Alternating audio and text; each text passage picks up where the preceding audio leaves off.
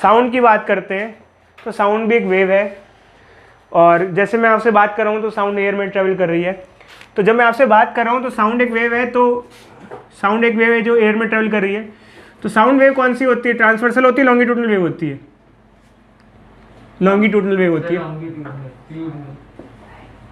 जो कि किस में ट्रेवल कर रही है? एयर में। एयर मतलब कि इन फ्लूइड। तो जब मैं आपसे बात कर रहा हूँ तो साउंड वेव आप तक पहुँच रही है जो कि एयर में है, फ्लूइड में है। तो अगर मुझे इसकी वेलोसिटी निकालनी है, जब मैं आपसे बात कर रहा हूँ तो साउंड आप तक कितने देर में पहुँच रही है, कितनी स्पीड से जा रही है, तो मुझे कौन सा फॉर्मूला यूज़ करना चाहिए? ये या कौन सा बताओ? फ्लूइड वाला, क्योंकि लॉन्गिट्यूडनल वेव है और किस में जा रही है? फ्लूइड में। तो मतलब कि v is equal to under root bulk modulus by density. तो इसका मतलब मुझे क्या क्या पुट करना है? डेंसिटी किसकी पुट करनी है? एयर की। ऑब्वियसली बात है, एयर में ट्रेवल कर रही है फिलहाल, आपसे बात मैं कर रहा हूँ तो हवा है बीच में, मीडियम, इसमें ट्रेवल कर रही है। और बल्क मॉडुलस किसका लेना चाहिए भाई? यही जो हमारी एयर है, इसका बल्क मॉडुलस लेना चाहिए। अब बात ये होती है बच्चे, यहाँ तक खत्म नहीं होती, अब यहाँ से कहानी चालू होती है। बल्क मॉडुलस, जो मॉडुलस ऑफ इलास्टिसिटी होता है, जैसे बल्क मॉडुलस होता है, ये खासकर तब यूज़ होता है जब हम किसी चीज़ को कंप्रेस कर रहे हैं, और ऑब्वियसली बात है एयर में कंप्रेशन और एयर फ्रैक्शन होता है। बल्क मॉडुलस जो होता है बच्चे, ये इस फैक्टर पे भी डिपेंड करता है कंप्रेशन किस टाइप से किया जा रहा है। अब मैं आपको बताता हूँ, देखो बच्चे, इस टॉपिक में 3 चैप्टर एक साथ आ जाते हैं, एक वेव्स, दूसरा सॉलिड्स और तीसरा थर्मोडायनेमिक्स। अब बताते हैं कैसे। देखो बच्चे, जब मैं आपसे बात कर रहा हूँ तो मैंने आपसे बात की sound compress, rarefaction, compression, rarefaction, ऐसे करके आपके कानों तक जाती है। अब ये कंप्रेशन किस टाइप का हो रहा है? कंप्रेशन अलग अलग टाइप का होता है, आइसोथर्मल, एडियाबैटिक, ये सब टाइप का होता है, डिफरेंट टाइप ऑफ। तो साउंड जो कंप्रेस हो रही है वो किस टाइप से कंप्रेस हो रही है, ये इसका भी बहुत इंपॉर्टेंट फैक्टर होता है, क्योंकि जिस टाइप से ये जो एयर कंप्रेस हो रही है उस हिसाब से बल्क मॉडुलस भी चेंज हो जाएगा। तो सब इसमें क्या हुआ था, अगर हम साउंड की स्पीड निकालने की बात करें तो सबसे पहले न्यूटन ने साउंड की स्पीड एयर में निकालने की कोशिश की थी, उसने नाम दिया था न्यूटन्स फॉर्मूला। तो उसके सामने जब एक्सप्रेशन आया तो उसने माना कि जब साउंड ट्रेवल कर रही है एयर से, तो एयर का जो कंप्रेशन या रेयर फ्रैक्शन जो प्रोसेस चल रहा होगा, उसने माना ये आइसोथर्मल प्रोसेस होगा। क्या होगा बच्चे? आइसोथर्मल। क्योंकि उसने कहा कि मैं आपसे बात कर रहा हूँ, टेम्परेचर तो बीच का मीडियम का सेम ही बना रहा है, बीच में चेंज तो नहीं होना टेम्परेचर, कहीं पर टेम्परेचर सेम है थ्रू आउट मीडियम। तो उसने कहा कि प्रोसेस आइसोथर्मल होगा, तो उसने आइसोथर्मल प्रोसेस मान करके सिंप्लीफाई कर लिया। उसने आइसोथर्मल प्रोसेस मान करके बल्क मॉडुलस का डिराइव किया। अब हम आपको बताते हैं उसने कैसे किया। देखो अच्छे कि हमको करना कैसे है। आइसोथर्मल प्रोसेस होता है PV is equal to constant, constant कुछ भी हो सकता है के। तो इसको अगर हम चेंज की फॉर्म में लिखें तो इसको लिख सकते हैं delta P by P plus delta V by V is equal to 0। मैंने आपको बताया बच्चों चेंज की फॉर्म में कैसे लिखते हैं। जैसे अगर प्रेशर में चेंज हो रहा है तो change in pressure by pressure plus, क्योंकि मल्टीप्लिकेशन में है तो change in volume by volume, अर्थ का चेंज क्या होगा? 0। फिर उसने क्या किया, इसको इधर ले आया, तो क्या हो गया? Delta P by P is equal to minus delta V by V. अब इसने ये क्यों किया? क्योंकि इसको बल्क मॉडुलस का एक्सप्रेशन चाहिए था। बल्क मॉडुलस का एक्सप्रेशन क्या होता है बच्चे, हम आपको बताते हैं। देखो मॉडुलस ऑफ कोई सा भी मॉडुलस ऑफ इलास्टिसिटी होता है stress by strain. Stress by strain में बल्क मॉडुलस का जो एक्सप्रेशन होता है, स्ट्रेस हो जाता है force by area, force by area को हम डेल्टा पी भी लिख देते हैं। ये हमारा एक्सप्रेशन था बच्चे, अगर याद हो आपको थोड़ा सा, तो बल्क मॉडुलस का ये एक्सप्रेशन था हमारा। तो अब यहाँ पर भी हम एक काम करते हैं कि यही एक्सप्रेशन निकालने की कोशिश करते हैं इस इक्वेशन से। तो हमें क्या चाहिए? माइनस चाहिए डेल्टा पी बाई, ये ऐसा चाहिए कुछ। तो क्या करें बच्चे? ठीक है, एक काम करते हैं, v को हमें इधर चाहिए, डेल्टा पी के साथ चाहिए। देखो डेल्टा पी के साथ क्या चाहिए? v को v चाहिए, तो v को उधर भेज देंगे, जाके हो जाएगा। डेल्टा v को क्या चाहिए? नीचे चाहिए, तो इसको नीचे भेज देते हैं और p को उधर भेज देते हैं। अगर ये इधर चला गया तो ये क्या हो जाएगा? डेल्टा p, और ये उधर आ गया तो ये हो गया v, और ये इंटरचेंज कर दिए तो ये डेल्टा v आ गया और p उधर आ गया p, और माइनस साइन भी इधर भेज दे क्योंकि हमें नेगेटिव साइन चाहिए होता है। तो इस पूरे की वैल्यू क्या आ गई? ये आ गई, और ये पूरा किसके बराबर होता है? बल्क मॉडुलस होता है। तो ये बल्क मॉडुलस किसके बराबर आ गया? प्रेशर ऑफ गैस के बराबर हो गया, जिस टाइम पे उसका प्रेशर है। तो उसने ऐसा कुछ मैथमेटिकल किया, बट हमको इतना मतलब बच्चे नहीं करनी बच्चे, आप मत सोचना क्या है, बट हम उसने ऐसा एक्सप्रेशन निकाला, क्योंकि वो लोग तो मैथ्स में बहुत अच्छे होते थे, वही लैपलेस वगैरह है, न्यूटन है, तो मैं उसने ऐसा निकाला और यहाँ पर प्रेशर ऑफ गैस पुट कर दिया कि इस टाइम पर क्या गैस का प्रेशर है, और उसकी डेंसिटी पुट कर दी गैस की, मतलब सॉरी एयर का प्रेशर और एयर की डेंसिटी। प्रेशर तो कौन सा पुट करेगा वो, एटमॉस्फेरिक प्रेशर ही पुट कर देगा। एटमॉस्फेरिक प्रेशर की वैल्यू 1.013 × 10⁵ पास्कल पुट कर दिया उसने। और ये जो एयर की डेंसिटी होती है अप्रॉक्सीमेटली 1.29 किलोग्राम पर मीटर क्यूब होती है। इससे इसकी जो वेलोसिटी आ गई वो 280 मीटर पर सेकेंड। बट एक्चुअल में क्या हुआ, जब उसने चेक किया, वेलोसिटी आ तो गई थियोरेटिकली, बट जब उसने एक्सपेरिमेंट चेक किया तो साउंड की स्पीड 280 मीटर पर सेकेंड नहीं थी। तो उसको लगा यार ये तो गलती हो गई कुछ, और एक्चुअली गलती तो हुई, बट उस गलती को बाद में लैपलेस ने सुधारा, उसे हम कहते हैं लैपलेस करेक्शन। तो एग्जामिनेशन में हमें दोनों ही पढ़ना पड़ता है, Newton's formula and Laplace correction पूछा जाता है। तो अभी हम आपको बताते हैं कि लैपलेस ने इसको कैसे करेक्ट किया और क्या आंसर आया फाइनली। ठीक है बच्चे, करें।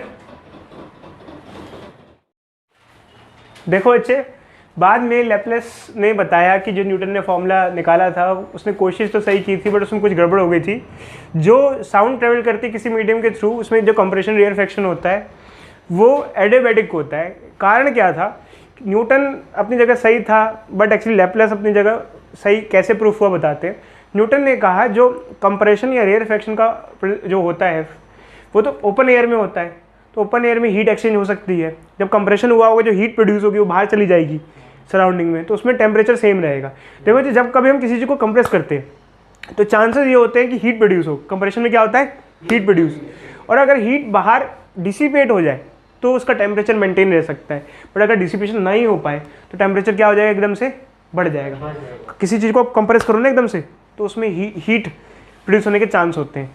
बट एक्चुअली क्या था कि उसको लगा कि हीट एक्सचेंज हो जाएगा, भाई एयर में ही तो है, हीट एक्सचेंज हो सकता है। बट एक्चुअल में क्या हुआ कि जो लैपलेस है उसने बताया कि जो कंप्रेशन और रेयरफेक्शन है बड़ा फास्ट प्रोसेस है, तो उसको हीट एक्सचेंज का टाइम ही नहीं मिल पा रहा है। अगर हीट एक्सचेंज का टाइम नहीं मिल पा रहा है तो वो प्रोसेस कैसा हो गया, एडियाबैटिक हो गया।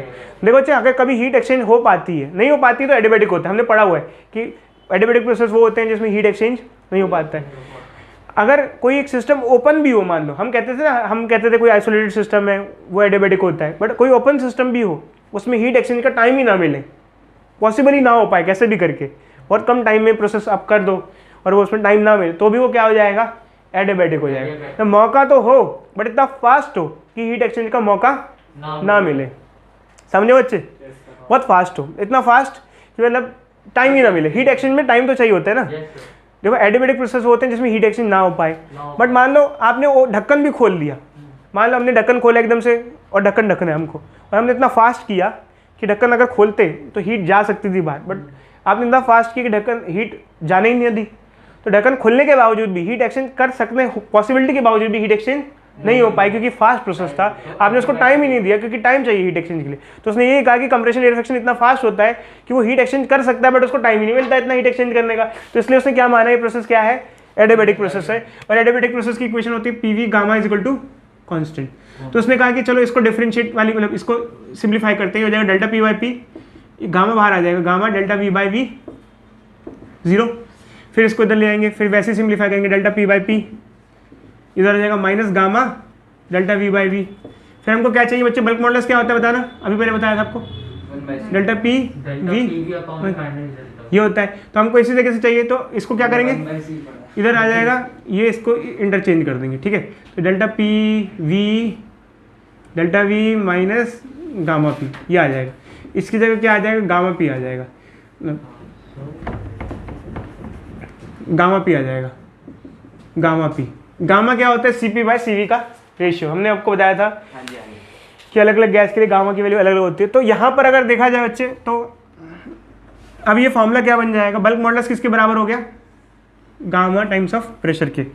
तो यहाँ पे गामा P आ जाएगा और डेंसिटी। अब हम क्या करेंगे, जो प्रेशर है एयर का वो लिख देंगे, डेंसिटी ऑफ एयर लिख देंगे और गामा ऑफ एयर लिख देंगे। अब बच्चे पूछते हैं सर गामा ऑफ एयर क्या होता है। देखो बच्चे, जो गामा होता है वो मोनोएटॉमिक गैस की वैल्यू के लिए अलग होता है, डायटोमिक के लिए अलग होता है। मैंने आपको इसकी वैल्यू लिखवाई थी। क्या होता है, मोनो के लिए क्या होता है 5/3 और डाई के लिए 7/5। एयर में मोस्टली कौन सी गैस होती है, नहीं होती, कौन सी गैस होती है, नहीं हवा में हमारी कौन कौन सी मोस्टली दो गैसेस को, नाइट्रोजन और ऑक्सीजन। ये कौन सी नेचर की है, डायटोमिक। तो डायटोमिक का क्या होता है 5/3। एटमॉस्फेरिक प्रेशर क्या होता है अप्रोक्सीमेटली इतना, एक ट्राई भी होता है सर। हाँ बच्चे होते हैं, बट हम लोगों को अभी फिलहाल ये है। तो ये सब पुट करने के बाद जब किया तो ये करीब करीब वैल्यू करीब करीब कितनी आ गई, 331.3 मीटर पर सेकेंड अप्रॉक्सीमेटली इतनी वैल्यू आ गई। तो इसका मतलब यहाँ पर जो उसने चेक किया तो उसकी वैल्यू करीब करीब सही आ गई थी। तो इसका मतलब जो फॉर्मूला लैपलेस ने लगाया वो सही था। और एक्चुअल साउंड की स्पीड कितनी होती है, करीब करीब 332 मीटर पर सेकेंड होती है। बट टेम्परेचर पे भी डिपेंड करती है, अभी हम आगे भी जानेंगे इसके बारे में। बट इतनी वैल्यू आई, समझे बच्चे। हम स्पीड ऑफ साउंड की बात करते हैं एयर में, चलो ठीक है हम एक्सप्रेशन निकालते हैं। बट जो साउंड की स्पीड है वो कुछ फैक्टर्स पे डिपेंड करती है। जैसे साउंड की स्पीड का फॉर्मूला जो हमने डिराइव किया था लास्ट क्लास में लैपलेस फॉर्मूले के थ्रू, वो आता है गामा पी बाय रो, ये आया था। अब क्या होता है बच्चे, इस फॉर्मूले से ये फॉर्मूला आ जाता है। अब बच्चे कहते हैं सर ये फॉर्मूला कैसे आया, आपने कैसे लिख दिया। देखो बच्चे हमारे पास इक्वेशन होती है PV is equal to NRT, ठीक है। जो नंबर ऑफ मोल्स है इसको लिख सकते हैं mass of gas by molar mass, ठीक है बच्चों, ऐसे लिख सकते नहीं लिख सकते। अब देखो बच्चों इसको नीचे ले आए, इसको अगर मैं नीचे ले आऊँ तो ये क्या हो जाएगा, P मास ऑफ गैस, ऐसे लिख सकते हैं बच्चे, बोलो। मास अपॉन वॉल्यूम क्या होता है, डेंसिटी, ठीक है बच्चों बोलो। अब P बाय रो नीचे ले आऊंगा तो P बाय रो क्या हो जाएगा, RT बाय M0। तो इसमें कोई डाउट किसी बच्चे को, जो साउंड की स्पीड है उसका ये फॉर्मूला भी लिखा जा सकता है और ये भी। अब ये कैसे आया, इतना मतलब बच्चे ना पाल के आप याद डायरेक्टली याद कर लो, ज़्यादा बेटर रहेगा भाई। हर चीज़ को डिराइव करना क्या, इतना मतलब बच्चे क्या पालें, ठीक है। ये फॉर्मूला आ गया। तो हम ये फॉर्मूला क्यों निकाल रहे हैं, क्योंकि हमको ये पता करना है कि आखिर साउंड की स्पीड किस किस फैक्टर पे डिपेंड करती है। जैसे फॉर्मूले के हिसाब से आप देखो तो टेम्परेचर पे भी डिपेंड कर रही है, ह्यूमिडिटी पे डिपेंड कर रही है, प्रेशर पे डिपेंड कर रही है, डेंसिटी पे डिपेंड कर रही है। तो देखो बच्चे एक्चुअली क्या होता है कि अगर हम बात करें टेम्परेचर पे डिपेंड करती है नहीं करती है साउंड की स्पीड, तो बिल्कुल करती है। हमारा एक्सप्रेशन है देखो कैसे करती है, ऐसे करती है। किस पावर से कर रही है बताना, रूट से कर रही है, टेम्परेचर की पावर, ठीक है। तो अगर हमें कभी देखा जाए अगर टेम्परेचर ज़्यादा होगा तो साउंड की स्पीड क्या होगी, ज़्यादा। जैसे मान लो गर्मियों में साउंड की स्पीड थोड़ी सी सर्दियों से ज़्यादा होगी, क्योंकि टेम्परेचर ज़्यादा होगा तो स्पीड ज़्यादा होगी। वो तो फॉर्मूले के हिसाब से हमारे पास आ गया। और कई अप्रॉक्सीमेटली ऐसा भी माना जाता है कि जैसे जैसे 1 डिग्री सेल्सियस टेम्परेचर बढ़ता जाता है वैसे वैसे करीब करीब साउंड की स्पीड अप्रॉक्सीमेटली 0.61 मीटर पर सेकेंड बढ़ती रहती है। स्मॉल रेंजेस के लिए बात करूँ, स्मॉल रेंज मतलब कि जैसे 0 डिग्री पे इतनी है तो 1 डिग्री पे इतनी और बढ़ जाएगी, 2 डिग्री पे इतनी हो जाएगी। अब लार्ज वैल्यूज़ के लिए बात क्यों नहीं कर रहा, क्योंकि लार्ज वैल्यू के लिए प्रॉपर फॉर्मूला ही अप्लाई करना। स्मॉल वैल्यू लार्ज वैल्यू समझ में आया बच्चों। स्मॉल वैल्यू मतलब कि भाई अगर आपसे बोला कि 10 डिग्री सेल्सियस पे इतना है तो 20 पे क्या होगा, तो 1 डिग्री सेल्सियस पे इतनी वैल्यू बढ़ती है तो 10 डिग्री पे कितनी बढ़ जाएगी, 6.1। तो अप्रॉक्स मतलब इतना ले सकते हैं। बट ये मत कहना कि अगर टेम्परेचर दुगना तिगना हो गया तो कितनी हो जाएगी, ये अप्रॉक्सीमेटेड वैल्यू है, छोटी वैल्यूज़ के लिए वैलिड है। ज़्यादा बड़ी वैल्यू के लिए पूरा क्या लगाना पड़ेगा, फॉर्मूला लगाना पड़ेगा, समझे। इसके बाद सेकंड आता है कि ह्यूमिडिटी अगर एटमॉस्फेयर में बढ़ जाए तो साउंड की स्पीड पे क्या फ़र्क पड़ेगा।